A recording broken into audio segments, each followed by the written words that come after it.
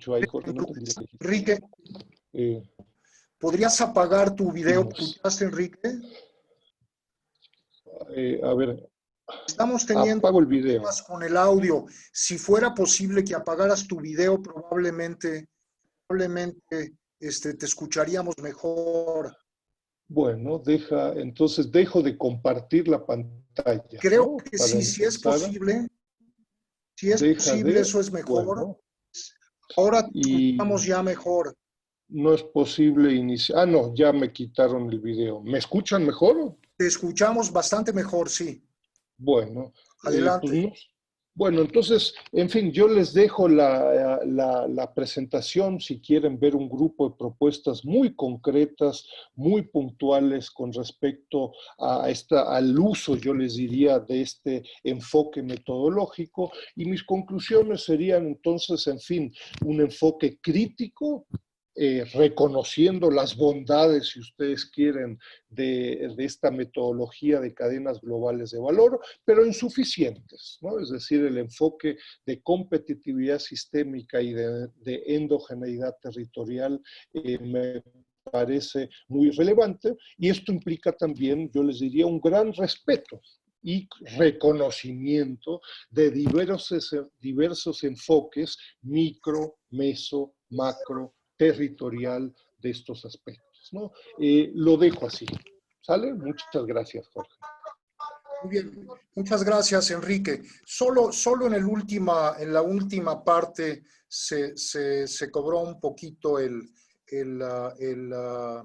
sonido, pero ya después te empezamos a escuchar. Me quedé hablando solo. Bueno. Problemas Perfecto, de gracias. la Sí, sí. tecnología. Pero, a ver, simplemente quiero rescatar, no es un intento de resumen ni nada que se le parezca, pero quiero rescatar cómo el doctor Dussel en su ponencia nos propone avanzar sobre el tema, sobre el concepto de política industrial, y nos advierte que el concepto, que cadenas globales de valor es una metodología, no es una teoría como a veces se interpreta erróneamente, y para avanzar en ese sentido está proponiendo vincular las cadenas globales de valor, pero específicamente los segmentos, el análisis de los segmentos, la competitividad sistémica, porque aborda lo micro, lo macro y lo meso, y la heterogeneidad territorial. En ese sentido lo aplica esta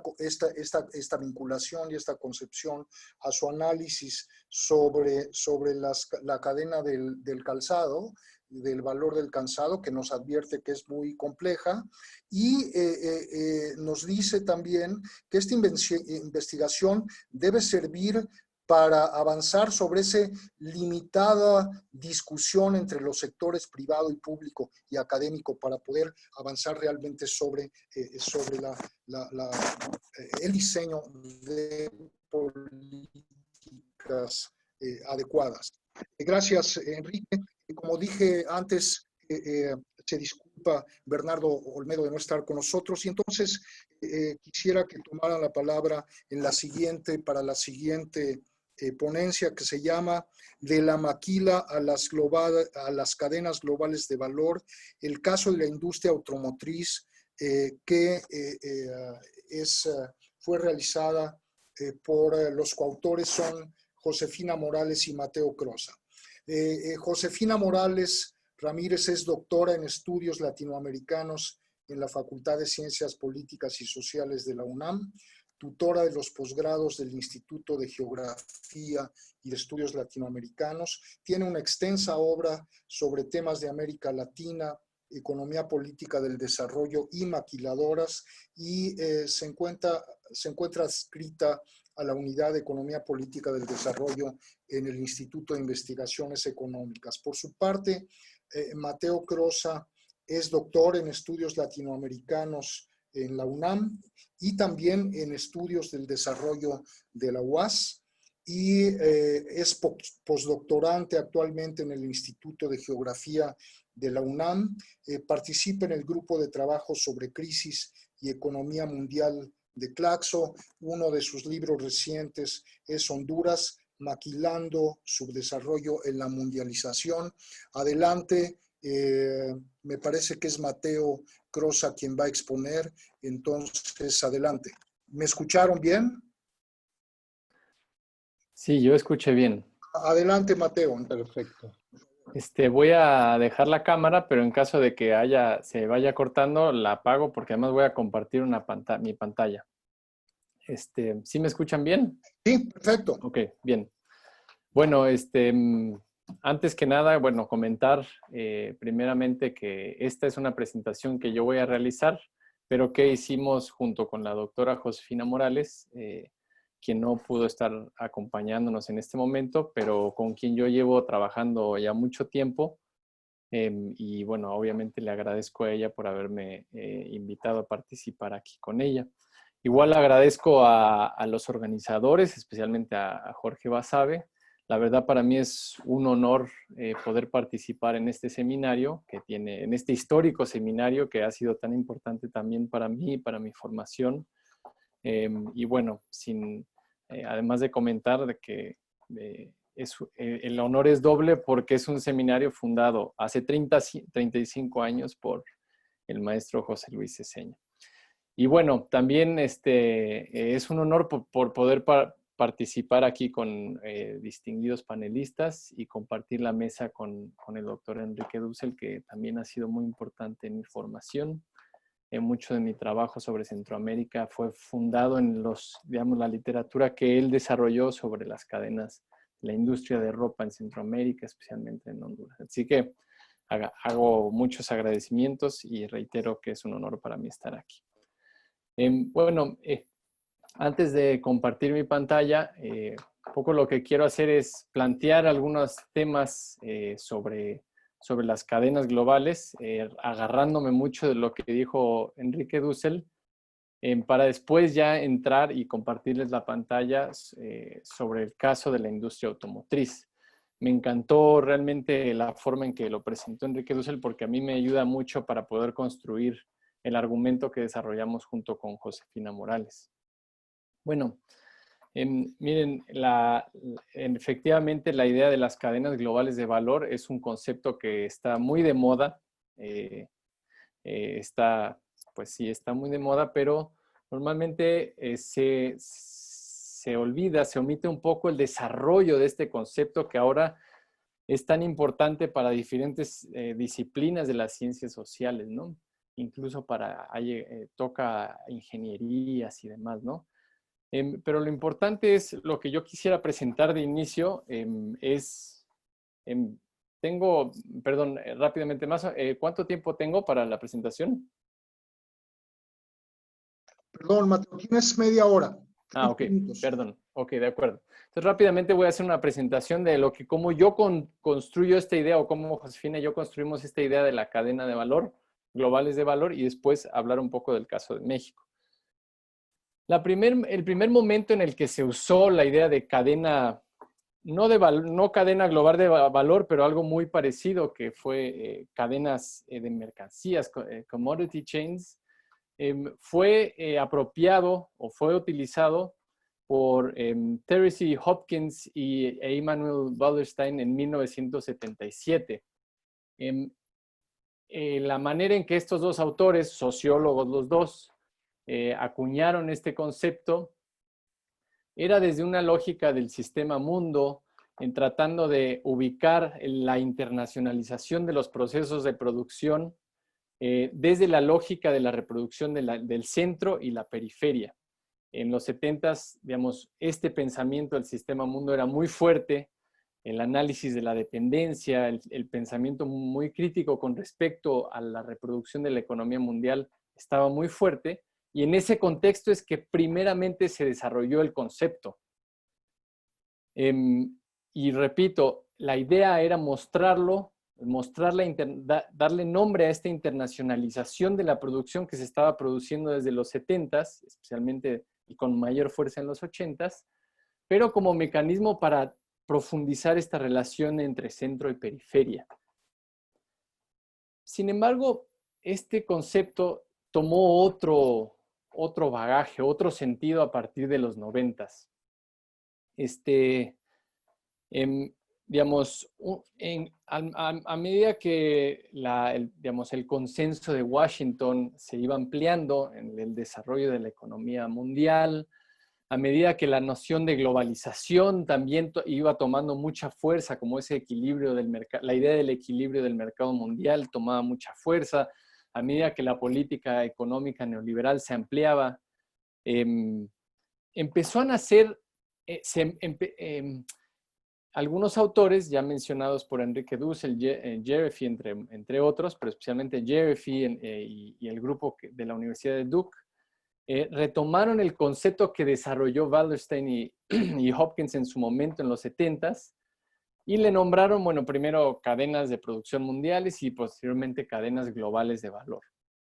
Digamos, el año en que se mencionó el concepto fue la publicación de Jeffrey de cadenas de Commodity Chains y Global Capitalism. Y aquí es cuando se acuñó ya el concepto de cadenas globales de valor, en 1994, en pleno apogeo del consenso de Washington, de la idea de la globalización.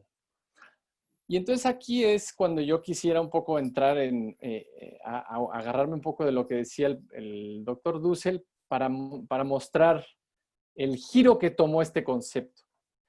Porque en el fondo, desde mi punto de vista, la idea de cadenas globales de valor tuvo una novedad.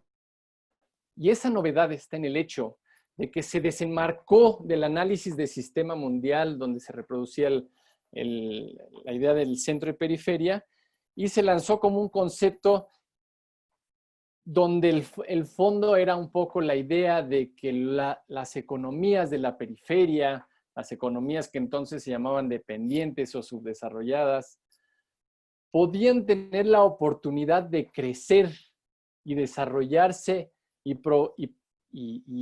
a través del vínculo con las cadenas globales de valor, escalar industrialmente hacia una fase de mayor desarrollo. O sea, este concepto que está en el fondo de la idea de cadenas globales de valor es muy diferente a la idea del sistema mundo centro-periferia con el que inició el concepto. En los 90s, Jeffrey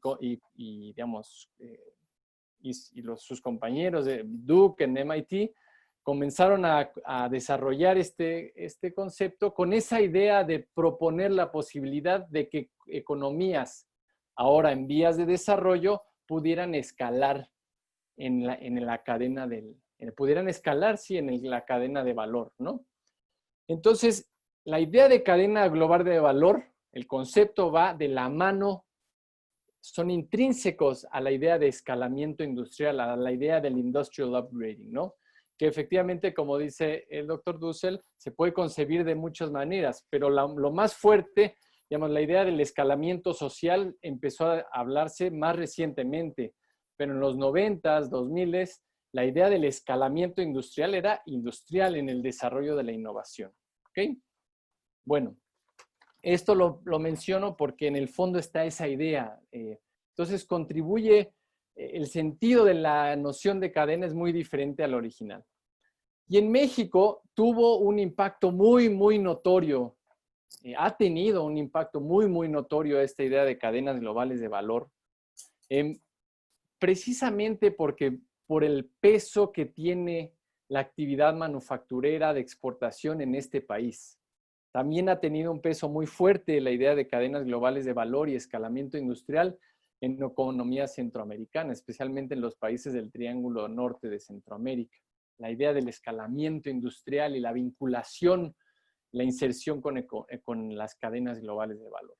Bueno, en México, ese peso que ha tenido la idea de las cadenas globales, del escalamiento, de aumentar, de escalar en la generación de valor agregado, etcétera, etcétera, se ha condensado mucho en una actividad, aunque se ha analizado a través de muchas, un peso muy pesado en esta perspectiva radica en la industria automotriz.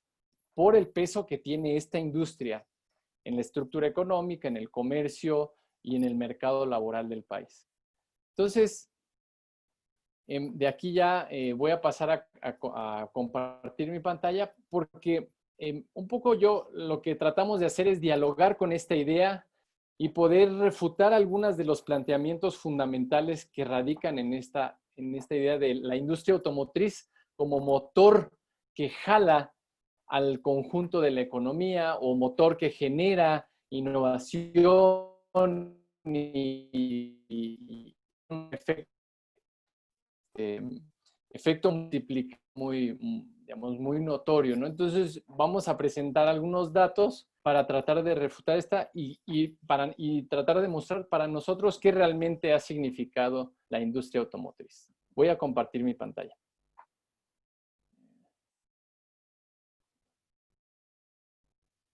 ¿Sí ven?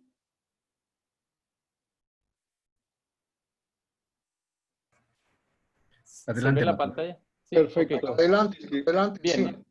Entonces, bueno, aquí está el título de la presentación de la maquila Las cadenas globales de valor, el caso de la industria automotriz. Y el objetivo entonces será presentar un análisis rápido sobre las características principales de las cadenas productivas mundiales de la industria automotriz y el lugar que tiene México en ellas. Digamos, el argumento central del trabajo es, bueno, más bien metodológicamente nosotros nos ubicamos primero en el desarrollo de la industria automotriz en el mundo, en la economía mundial, para después entender el lugar de México. Porque la idea, desde nuestro punto de vista, del escalamiento industrial y la industria automotriz, parte de un análisis local, en todo caso regional, en el mejor de los casos nacionales, descartando un poco cómo se mueve a nivel internacional el desarrollo de esta industria.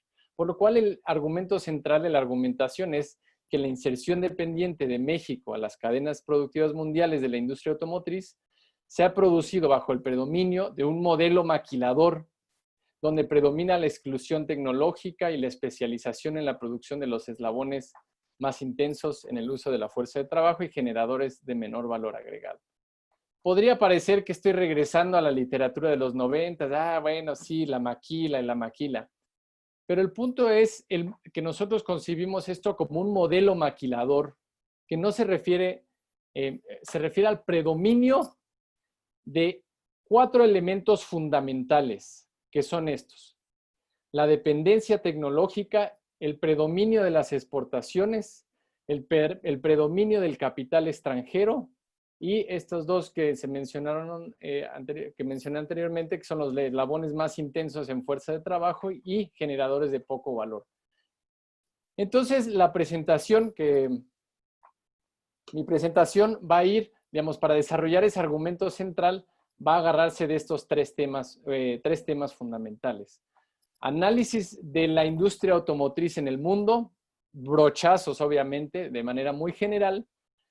La esfera fundamental de la innovación, nos vamos a meter mucho en el tema de la innovación porque es desde ahí, desde donde se sustenta mucho de la perspectiva del escalamiento industrial y la industria automotriz como motor de escalamiento industrial. Y después nos vamos a meter un poco más en el análisis del caso mexicano, del comercio y del mercado laboral. Entonces, bueno, me voy a regresar un poco para desarrollar estos temas y el argumento central. Me voy a regresar un poco a la historia, ¿no?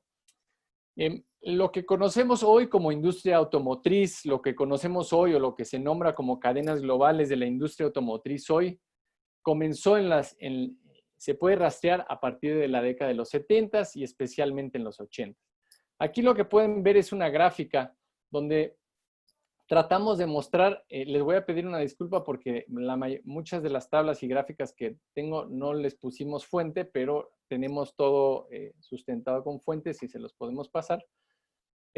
Pero bueno, lo que podemos ver es que en el mercado de automóviles de Estados Unidos, solamente para entender el reajuste que hubo a partir de los 80s, voy a tomarme solo de este mercado, a partir de los 70s, que es del 77, comenzó a haber un proceso desde los 30s a los 70s, las tasas de crecimiento de ventas de automóviles en Estados Unidos aumentaron brutalmente, ¿no?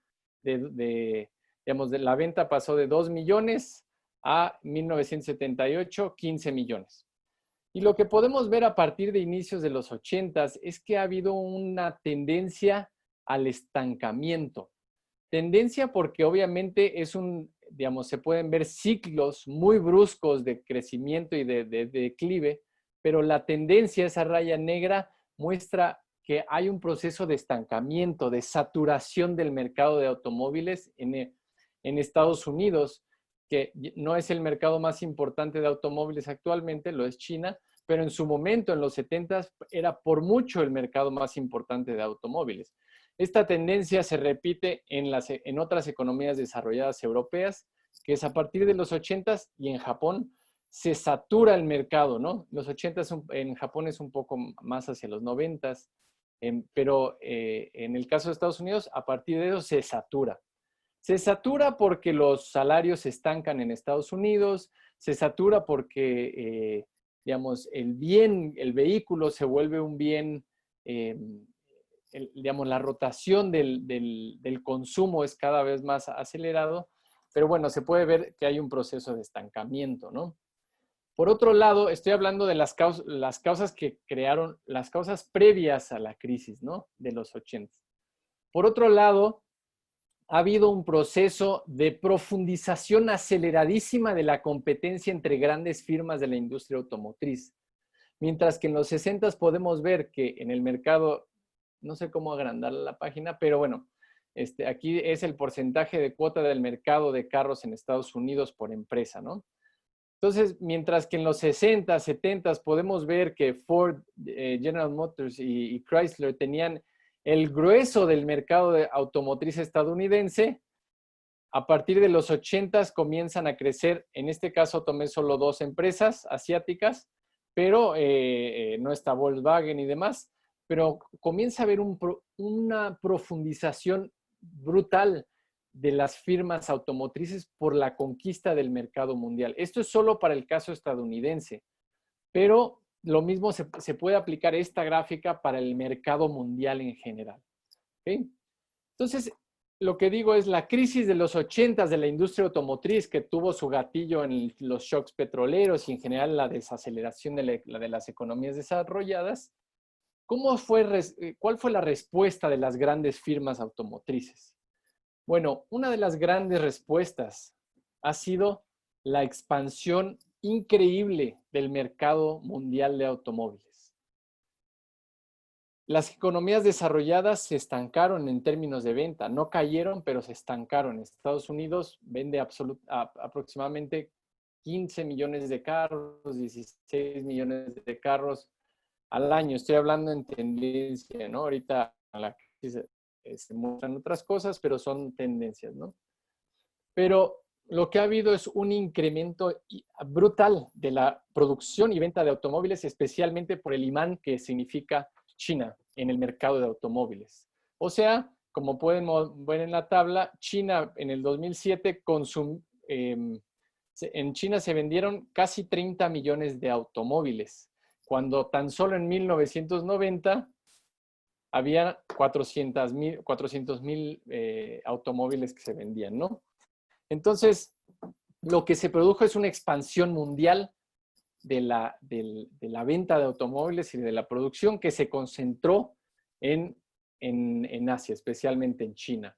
Pero también hay otros países muy importantes como la India y bueno, México tiene una particularidad de la que vamos a hablar en específico. Otro tema importante, no obstante la expansión de la industria automotriz y de la venta de 90 millones de automóviles que se venden actualmente, bueno, en este año no, pero en el año pasado y el anterior, 90 millones de automóviles que se venden al año, esos creo que son 200,000 al día. No obstante esa expansión, lo que se ha producido también es una profunda concentración de capital en las más importantes firmas automotrices del mundo, que son estas que les pongo aquí. La producción de tan solo estas empresas, que son creo que 11, 3 o 15 creo, son 75 millones de automóviles. O sea, básicamente, si en el mundo se vendieron 90 millones de automóviles en este año, en estas empresas, tan solo estas, ocupan, no sé, 80% de la producción del mundo. Solo esas, de los 90 millones. Entonces se produjo un proceso de concentración increíble de la industria, ¿no? Bueno, me voy un poco más rápido. Geográficamente, ¿qué significa la reproducción de la industria automotriz? ¿Cómo se ha producido? Dicken, el geógrafo Dicken, en el libro Global Shift, habla de la regionalización de la industria. A diferencia de la industria de ropa o de electrónica, otras que se internacionalizaron por completo al grado que lo que se consume en un país se produce en otra parte del mundo, la particularidad que tiene la industria automotriz es porque el peso de la mercancía automóvil es tan alto que los costos de producción son una variable muy alta, por lo cual su patrón geográfico es regional. Las plantas de ensamble se localizan cerca de los mercados más importantes del mundo. Entonces, estos tres que se apuntan aquí son los mercados de automóviles más importantes del mundo. En el caso de Norteamérica nos concentramos en Estados Unidos, que vende 17 millones de automóviles al año, en Europa y en Asia, pero especialmente en China, donde ahorita predomina por mucho tanto la venta como la producción de automóviles. Se regionaliza la cadena de producción de la industria automotriz. Esa es una primera característica muy importante de esta cadena. Ahora, uno de los argumentos centrales de la idea del escalamiento industrial, me refiero a México, es el proceso de innovación. La capacidad que tiene la industria de generar, enfatiza mucho, hay un sinfín de conceptos que se refieren a esto. La idea de que la inversión extranjera genera spillovers, derrama tecnológica, transferencia tecnológica, incluso hablan de catching up, de alcanzar, el proceso de alcanzar, que la industria automotriz sirve para ir alcanzando, que la economía mexicana alcance a la, digamos, se eleve en la escalera esta de valor agregado. Y lo que vamos a mostrar, y voy a concentrarme mucho en la esfera de la innovación para desmitificar esta idea de que la industria automotriz ha generado ese proceso de innovación en México. ¿Okay? Entonces, bueno, me mantengo todavía a nivel de la esfera mundial. La industria automotriz es, después de la industria farmacéutica, la que invierte más en desarrollo, en investigación y desarrollo. Aquí esta tabla, habla de las 20 empresas que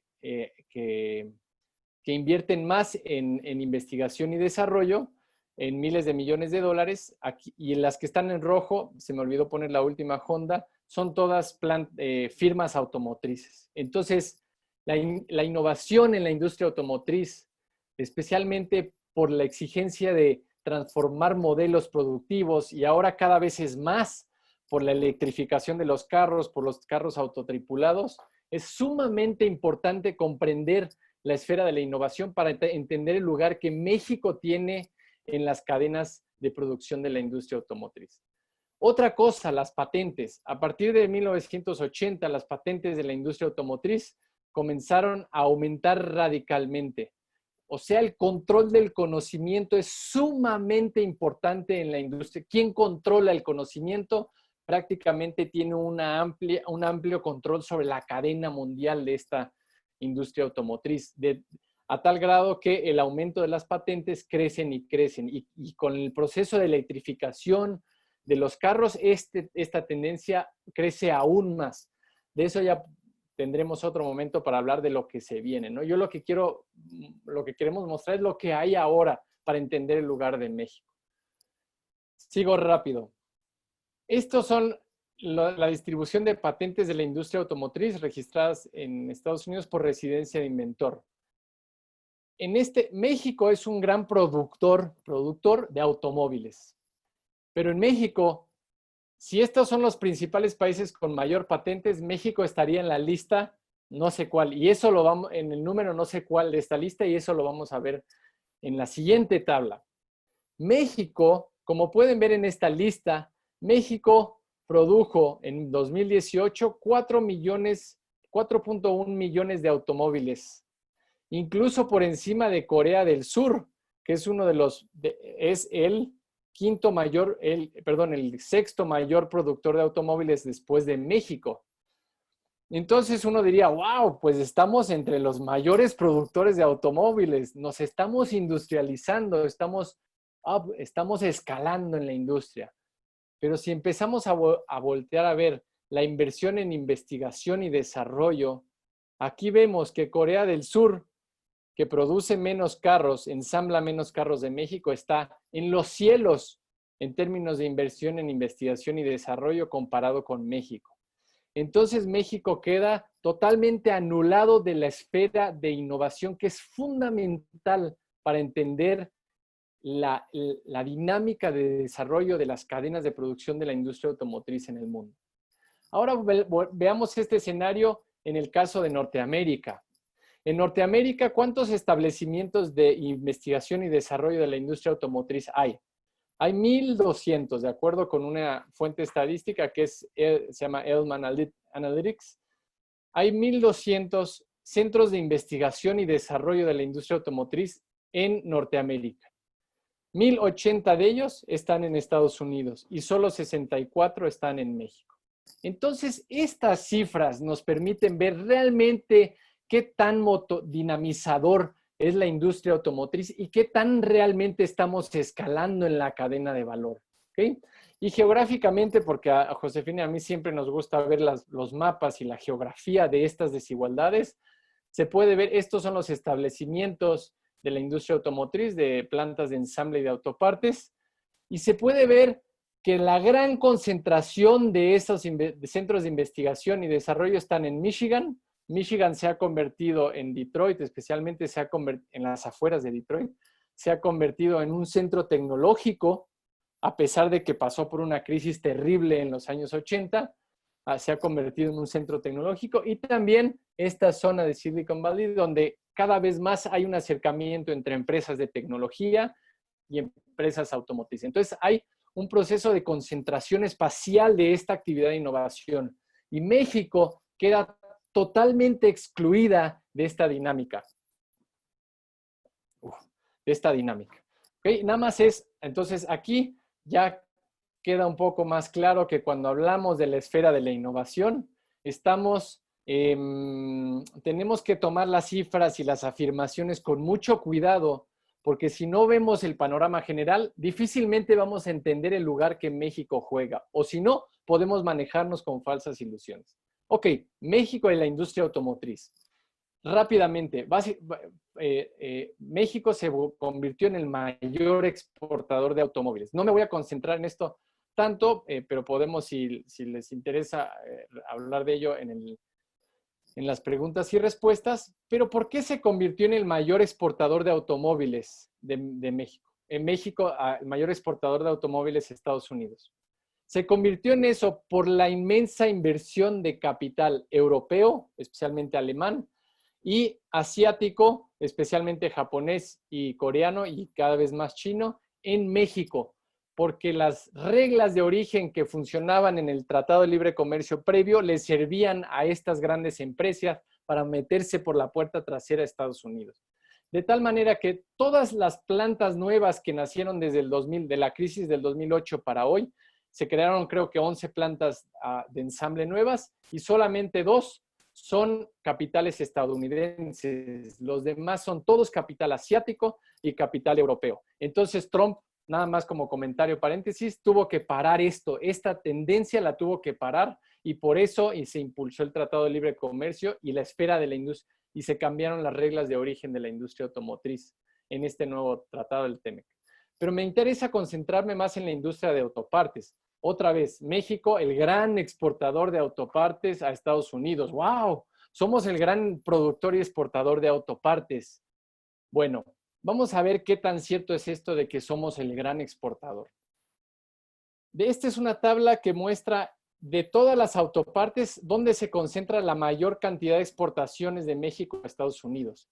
Y como se puede ver, gran parte de las exportaciones está concentrada en los arneses, que es el cableado que llevan los carros de la parte eléctrica, que son miles y miles de arneses los que se producen y es una industria muy compleja, y partes de asientos, especialmente las vestiduras de los asientos. Bueno, tal es el caso que México es el mayor exportador de arneses del mundo, incluso más alto que China. Obviamente China tiene mucha producción de arneses, pero todo es para alimentar las plantas de ensamble que tiene al interior de su país. México es un gran productor de arneses, pero todo es para alimentar las plantas de ensamble, de las 70 plantas de ensamble que tiene Estados Unidos. Entonces, ¿qué quiero decir con esto? Vamos a hablar en términos concretos de qué definimos por gran exportador de autopartes. Y cuando empezamos a ver estas cifras, nos damos cuenta que la exportación de autopartes en México se concentra en arneses y partes de asiento. Que si bien ambos son muy complejos una vez que te acercas a ellos, la realidad, y como vamos a ver aquí, es que son los más intensos en el uso de la fuerza de trabajo y los que generan el menor valor agregado en la cadena de autoparte entre los subsectores. Esta tabla me interesa mucho que se pueda comprender. ¿Por qué?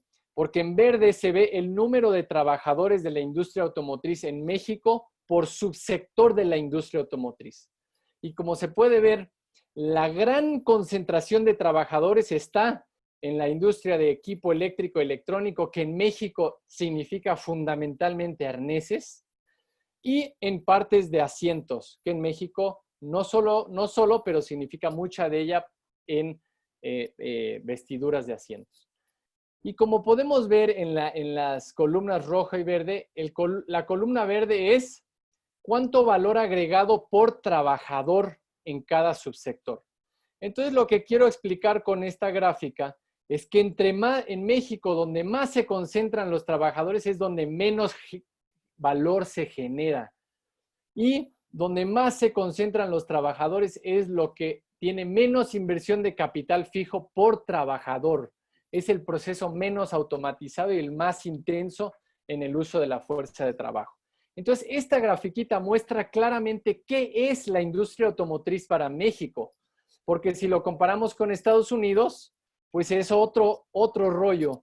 Porque en Estados Unidos el número de trabajadores se concentra en la industria de ensamble, que como podemos ver acá, es la que genera más valor agregado. Mientras que en México se concentra otra vez, como lo vimos, en el equipo eléctrico y electrónico. Entonces se ha formado un complejo automotriz entre ambos países, donde algunas partes de la producción, algunos segmentos de la cadena están en Estados Unidos, que son los de mayor valor agregado, y en México se concentran los de menor valor agregado. ¿Y qué creen? Que estos de menor valor agregado son donde los salarios son mucho, mucho más bajos. O sea, si de por sí hay una diferencia muy grande entre Estados Unidos y México, ya en 3 minutos acabo. Si de por sí hay una diferencia muy grande entre México y Estados Unidos, al interior de México hay una diferencia muy grande y los subsectores donde más se concentran trabajadores son estos dos, donde los salarios son los más bajos, al grado que las partes de asiento, el promedio de salario en la industria maquiladora de autopartes de partes de asiento es de 4.700 pesos a la semana. Esto se tiene que cambiar un poco por los aumentos salariales, pero no va a cambiar en mucho la situación. Entonces, bueno, rápidamente, esto se ha traducido en lo que Josefina y yo hemos nombrado como una geografía de enclave automotriz. Porque México se ha convertido en el mayor proveedor de autopartes, es cierto, pero por esta lógica de proveeduría, de vinculación hacia afuera y desvinculación hacia adentro, podemos ver una tendencia de concentración de trabajadores en la frontera norte del país. Y no solo en la frontera norte del país, en los municipios fronterizos, especialmente, bueno, este es lo mismo, perdón, aquí está. Ay, es que no puedo ver.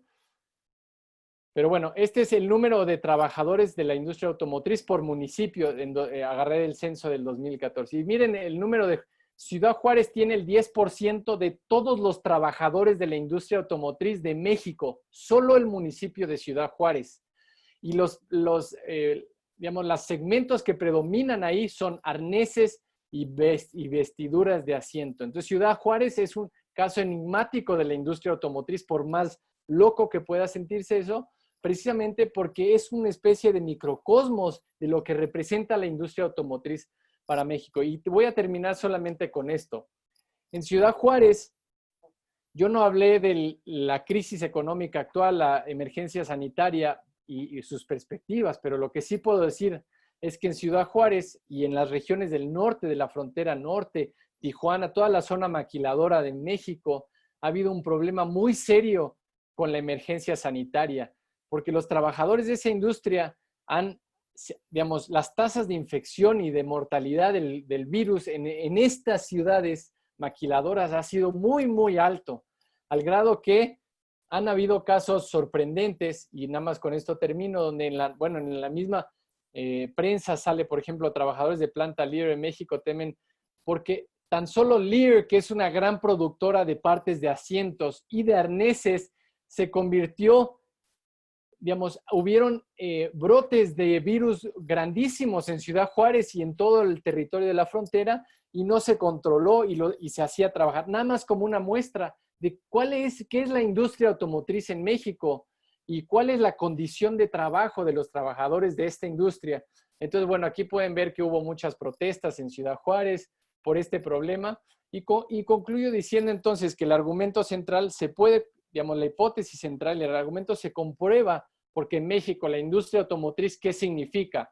Es un modelo maquilador donde se excluye tecnológicamente, estamos totalmente dependientes de la tecnología que viene de fuera, es un modelo exportador totalmente desencadenado del país al interior.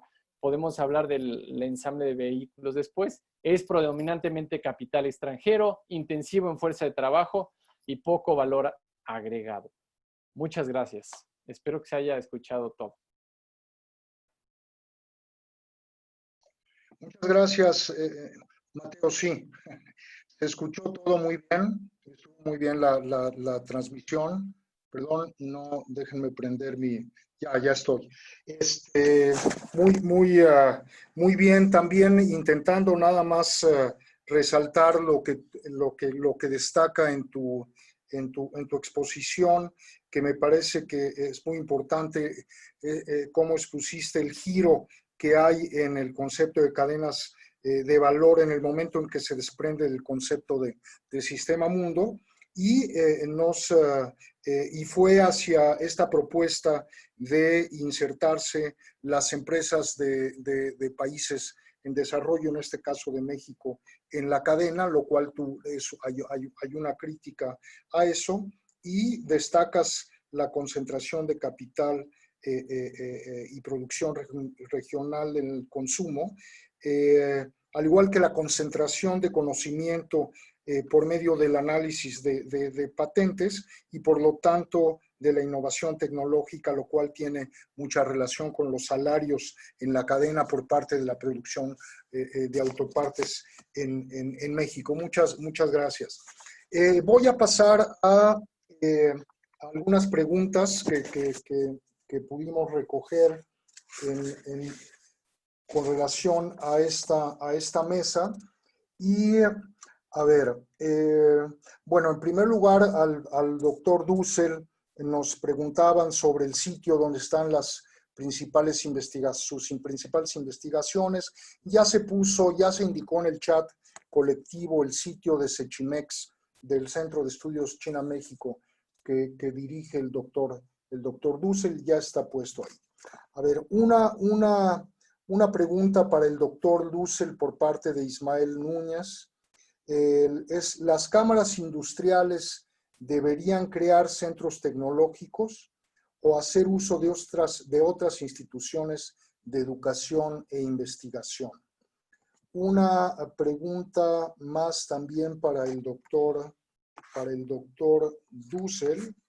Si interpreto bien, es un comentario, no estoy muy seguro si deriva en una pregunta de Iván Cortés, que habla de que el eje desde la economía política con relación al valor está en su planteamiento, pero no está en el de cadenas globales de valor. Es más bien un comentario. Entiendo, esta es una pregunta de Iván Cortés en Facebook. También hay una pregunta de quienes nos acompañan en Facebook de Rosilolu para Mateo, que dice: ¿cuál es la disminución del empleo directo en la industria automotriz debido a la robotización? Quiero entrar aquí un segundo para ver también algunas preguntas. Hay una pregunta de Javier Jasso, Enrique, que dice: ¿cómo ubicar a las cadenas globales de valor en una política industrial que retome las actividades, sectores, las cadenas que no sean globales? ¿Cuáles serían las cadenas de valor analizadas en México? ¿Qué limitaciones hay en información para analizarlas? Una más para Mateo Crosa. Tenemos tiempo, entonces estoy aprovechando para leer más preguntas para ellos. Está un poco larga, pero déjenme leerla. Dice: ¿no crees la modificación del valor de contenido neto y el valor de transacciones en lo nuevo TEMEC, no crees que eso provocó más exigencias para todas las empresas de autopartes y de la industria automotriz por el cumplimiento de las reglas de origen? Porque también el ocupar insumos de la región muy por encima de los otros que se importaban ha provocado un aumento en los costos de productos finales debido al mismo costo de la materia prima. Esto ya tomando en cuenta la inflación y el tipo de cambio. Y por último, yo quería pedirles si ubican cómo se interpretan. Entiendo que pocas, pero hay algunas empresas que se han insertado efectivamente voy a referirme exclusivamente a la cadena de automotriz, pero que se han insertado en las cadenas, en la cadena automotriz, y aquí podemos referirnos al caso de Condumex en la producción de arneses, y que tienen inversión y desarrollo, tienen efectivamente muy limitada con relación a lo que se invierte en toda la cadena. Pero estas empresas, Nemak, Rossini, pero quedándonos con Condumex, se tuvieron que aprender por los controles de calidad de las automotrices ensambladoras en México desde los años 50, y ahora les permite ser empresas que producen internacionalmente. Entonces, este escalamiento, ¿cómo entra? Aunque sean pocas, pero por lo visto es posible. Hasta ahí llegamos, ya no podemos pasar de ahí. Me gustaría que retomaran esto y pudieran comentar. Creo que esas serían las preguntas que hay para ustedes. Adelante, primero Enrique, si gustan, y luego Mateo, en el orden en que estuvimos, por favor. ¿Quién empieza, Mateo, o empiezo yo? Yo creo que tú, Enrique, por favor, que estuviste primero. Bueno, sí, mira, sobre los diversos cuestionamientos, ¿no? Lo que pregunta Ismael Núñez, el papel que pudieran, acá el video creo que no se prende, ¿no? Pero bueno, está bien, lo dejamos así. Entonces, el papel que pudieran jugar organismos empresariales en términos de centros tecnológicos, de nuevo, me parece que es fundamental el planteamiento metodológico destacado. Las generalidades no nos sirven decir viva las MIPYMES, viva el valor agregado, viva el desarrollo tecnológico, tampoco viva las cámaras industriales. Hemos estado estudiando la piña en Veracruz, ¿no? Pues no hay organismos empresariales, así es que, oye, todos los organismos empresariales tienen que desarrollar centros tecnológicos. pues eso se convierte en un chiste. En el caso del calzado, en autopartes automotriz, creo que hay organismos más fuertes, ¿no?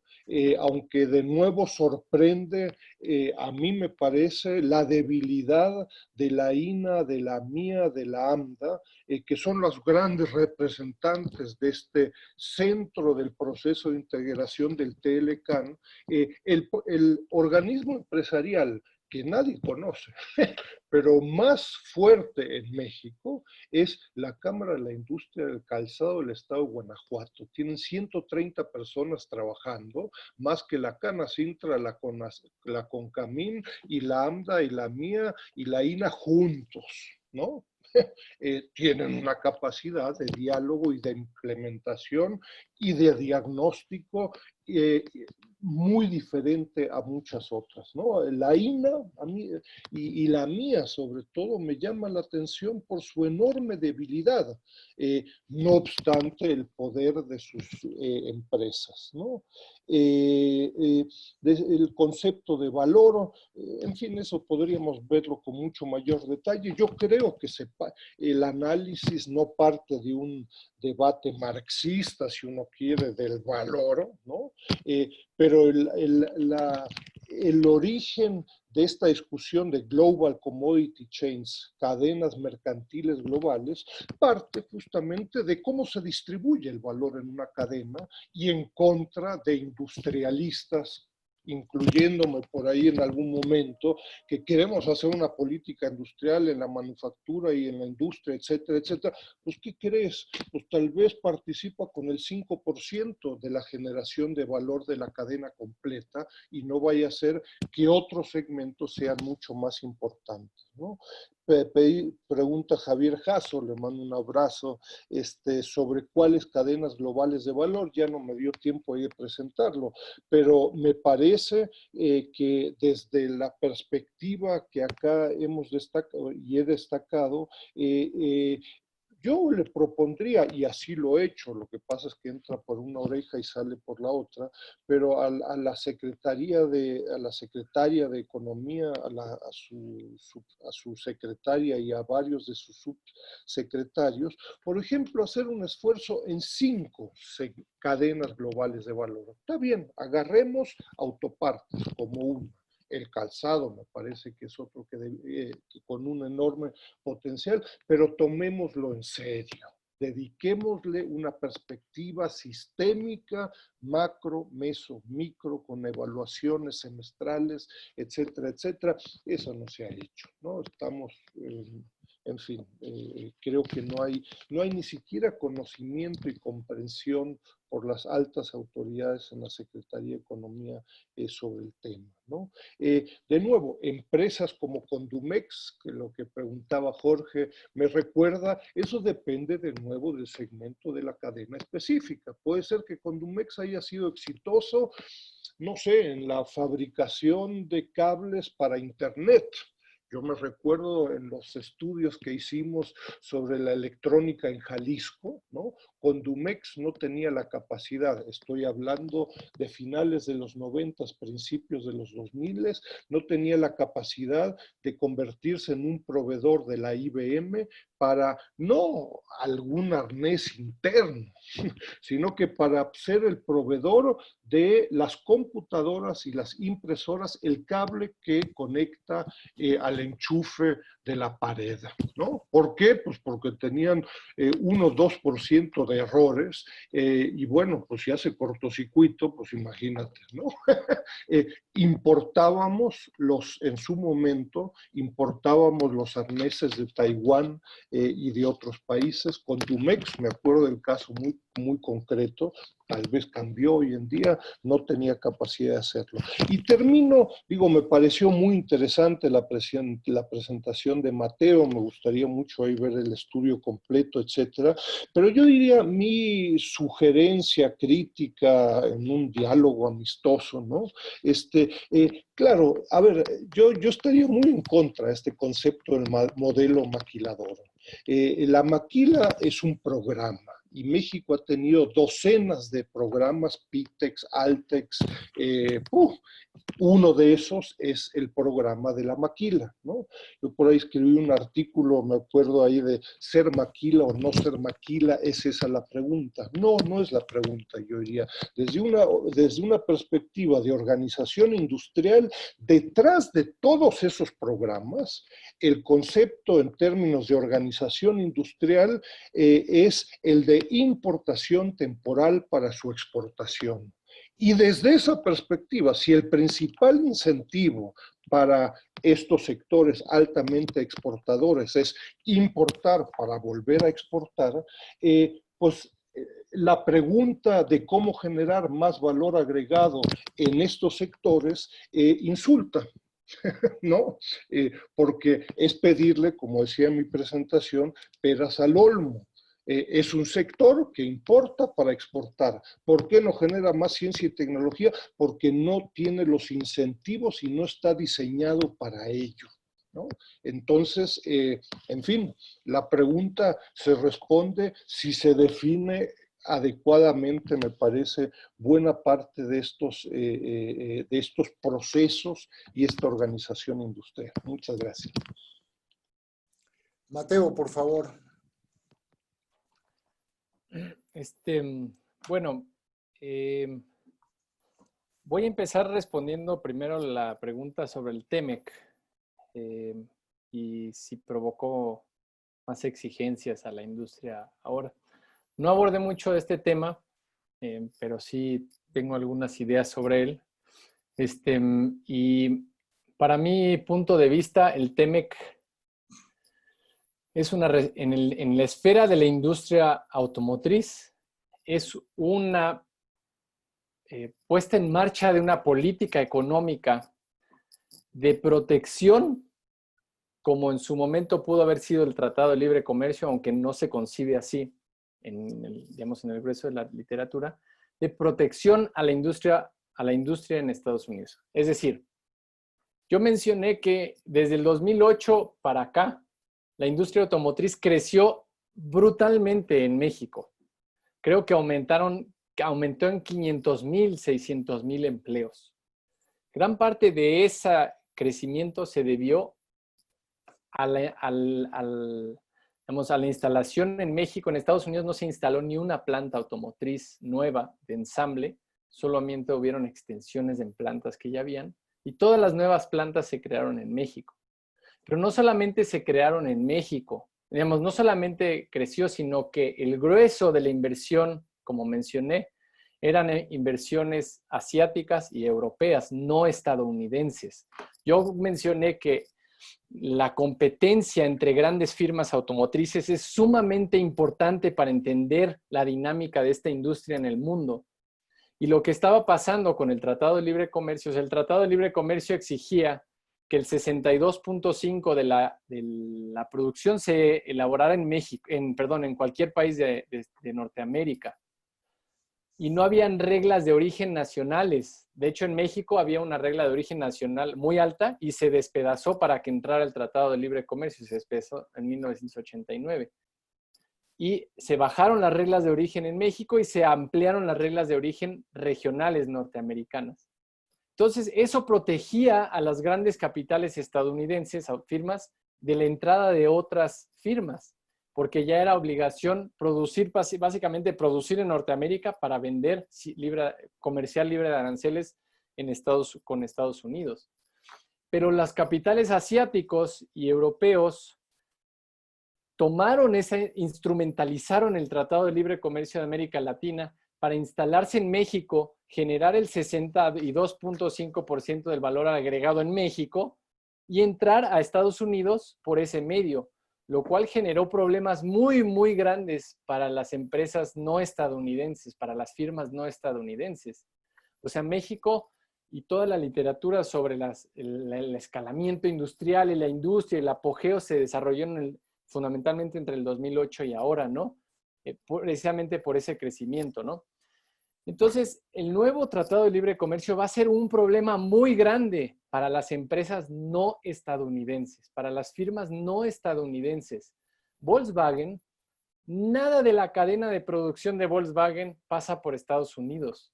Tiene una planta en Chattanooga, en Estados Unidos, pero el gran parte de la planta de Puebla y de la de Audi en Puebla no cruzan la cadena a través de Estados Unidos. Y lo que obliga a hacer este nuevo tratado es que esas cadenas tengan que cruzar por Estados Unidos. Porque ahora se amplían las reglas de origen en Norteamérica, ahora el 70% se tiene que hacer en Norteamérica del carro, pero 40% se tiene que hacer en un país con un salario mayor al 16 dólares por hora, ¿no? O sea, no México. Que un trabajador en Volkswagen gane 16 dólares la hora significa que va a ganar 100,000 pesos al mes, lo cual nunca va a pasar, ¿no? Entonces, lo que hace es que el 40% del contenido tiene que pasar ahora, tiene que hacerse ahora en Estados Unidos y el resto se hará en México fundamentalmente y también en Estados Unidos, ¿no? Entonces, lo que quiero decir es, sí va a ser un problema, va a ser un problema muy grande para las empresas, firmas no estadounidenses, porque las estadounidenses ya cumplen con esas reglas de origen del TEMEC. O sea, fue un tratado para el área de automotriz hecho a imagen y semejanza de lo que requerían las firmas estadounidenses, en este contexto de fuerte competencia, ¿no? Especialmente en el proceso de electrificación de automóviles, que China se viene con una producción altísima de carros eléctricos y probablemente de autos tripulados. Entonces era para evitar que México se convirtiera en la puerta, digamos, la plataforma por excelencia de Estados Unidos, porque eso implica destruir a las grandes firmas estadounidenses y a la industria y consecuentemente a la industria acerera y demás. Bueno, eso con respecto al TEMEC. El empleo directo por la robotización es muy importante esa pregunta. O sea, el proceso de robotización, ¿cómo va a afectar el empleo directo? Yo no soy de la idea de que la robotización y la automatización generan desempleo. O sea, voy a decirlo en otros términos. En ciertas ramas generan desempleo, pero en otras generan mucho empleo. O sea, Uber y Uber Eats tienen segmentos muy intensivos de la fuerza de trabajo, muy intensivos. Todos esos ciclistas que estamos viendo son partes muy intensivas de fuerza de trabajo. Y es una empresa, es un segmento de la producción altamente robotizado, ¿no? Entonces, la generación de nuevos sectores genera partes muy automatizadas y otras partes muy intensivas en fuerza de trabajo. Y en México, el nuevo Tratado de Libre Comercio va a profundizar esa tendencia, porque en Estados Unidos se colocarán las partes más automatizadas y en México se colocarán las partes menos automatizadas, las que existen de por sí, las que dominan hoy en la industria de autopartes, porque solamente de esa forma se van a cumplir las reglas de origen. De hecho, Toyota no construyó la planta en Guanajuato y la construyó en Alabama, pero toda la proveeduría de industria de arneses se está haciendo en Ciudad Juárez, en Matamoros, en Nuevo León, en etcétera, etcétera. Entonces, ese es el nuevo escenario que va a provocar esta. Entonces, no va a generar desempleo, sí, en algunas ramas, pero yo alguna vez estuve hablando con digamos, una persona que trabaja en Delphi, en Detroit tuvo una reunión y la entrevisté y me dijo, Trump puede hacer lo que quiera, pero si nosotros no encontramos una cinta, un robot que permita pegar cinta de aislar en los cables, todos nuestros trabajos van a estar en México. Todos nuestros trabajos van a estar en México. Y eso es lo que está pasando ahora y eso se va a profundizar con la electrificación de los carros en el futuro, ¿no? Que es la tendencia. Cada vez van a haber carros más electrificados y sin decir los autos autotripulados. Pero bueno, y finalmente la pregunta del doctor Basabe sobre Condumex. Me parece muy interesante el caso de Condumex y en efecto se pueden visibilizar procesos de desarrollo tecnológico, incluso pegados porque Condumex es productora de arnesera, ¿no?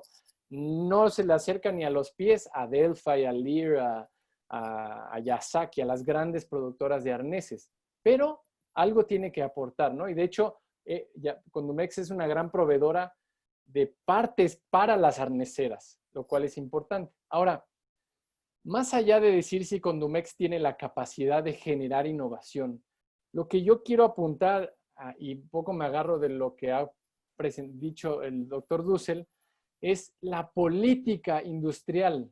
No podemos agarrarnos de un caso de una empresa que sí, que si no, si agarra, y toda la tinta que hemos gastado analizando los pedacitos de una empresa y a ver si... China, bueno, obviamente es un caso dramáticamente diferente, pero los casos de industrialización nueva, recientes, como les llama Ade Sansden, son procesos que impulsaron desarrollo industrial por la política, la política que condicionó a las empresas.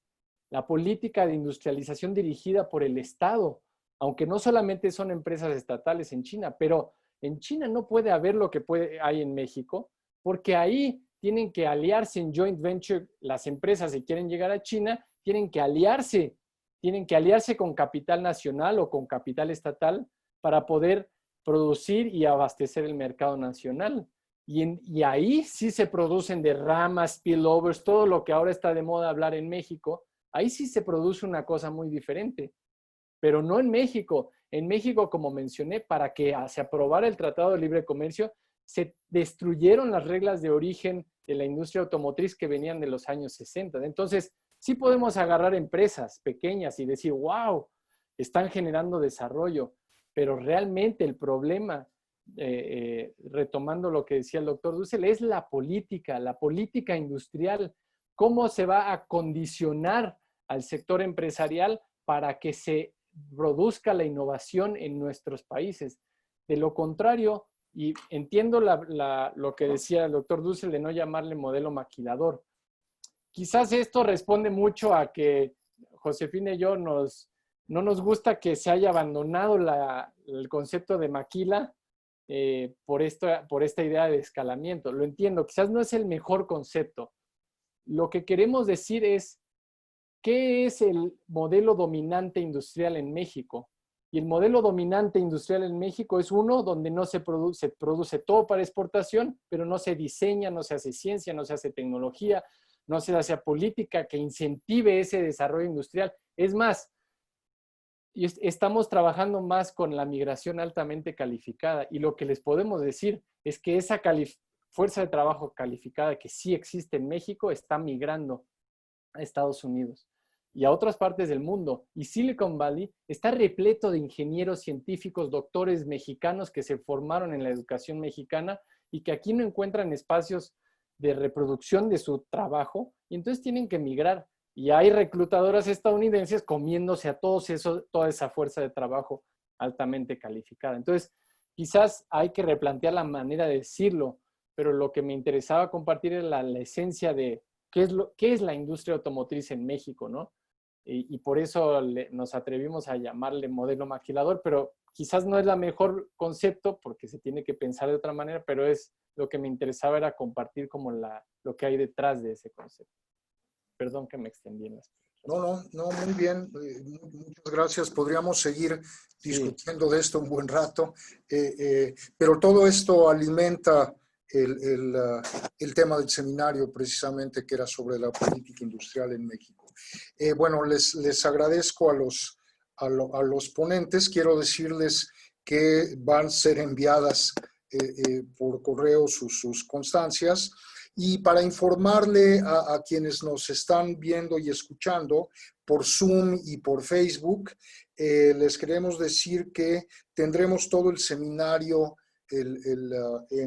grabado en la página del Seminario de Economía Mexicana, que se encuentra, puede entrar uno ahí por medio de la página del instituto. Vamos a editar un libro, eso es algo también importante, pero eso va a llevar más tiempo. Y por último, quiero también hacer unos agradecimientos, por supuesto, al apoyo para que se realizara este seminario del doctor Armando Sánchez, director del instituto, y la secretaria académica Isalia Nava y nuestra secretaria técnica Patricia Llanas.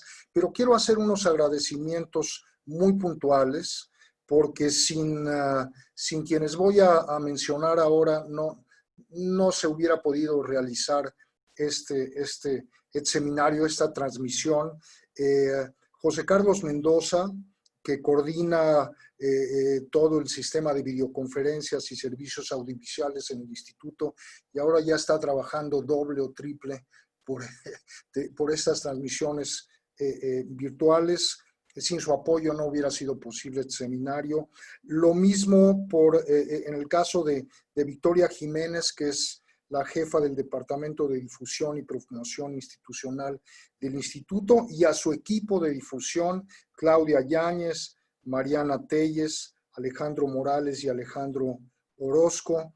Evelyn Sánchez, que nos manejó la página del seminario, y también muy especialmente a Erika Martínez, que fue la asistente técnica del seminario, apoyó la organización y muchas presentaciones de los cuadros que se presentaron en algunas ponencias. Y bueno, gracias a todos ustedes por su asistencia y espero que nos volvamos a ver pronto. Listo. Muy amables.